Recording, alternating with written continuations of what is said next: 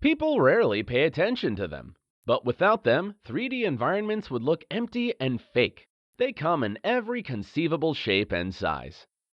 3D modeling is the modern equivalent of classic art disciplines such as sculpture, painting, and architecture.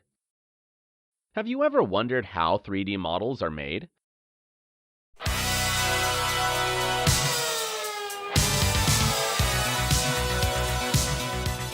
The process begins with a research. Reference images are used by the artist to determine measurements, materials, styles, and weight.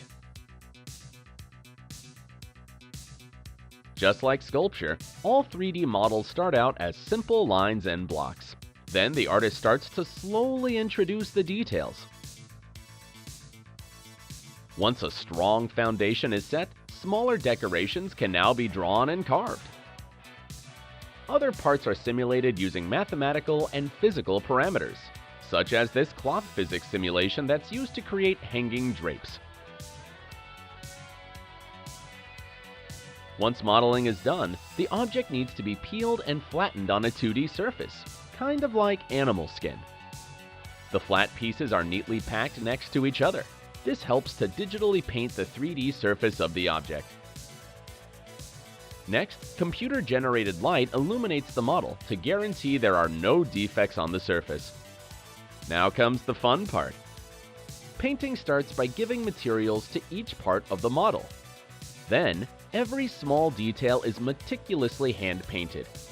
And since everyday objects aren't 100% shiny and clean, special attention is given to smaller areas that collect dust, dirt, and scratches.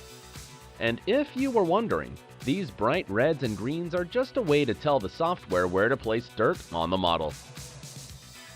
After long hours of testing and final polishing touches, the model is now ready to work its magic.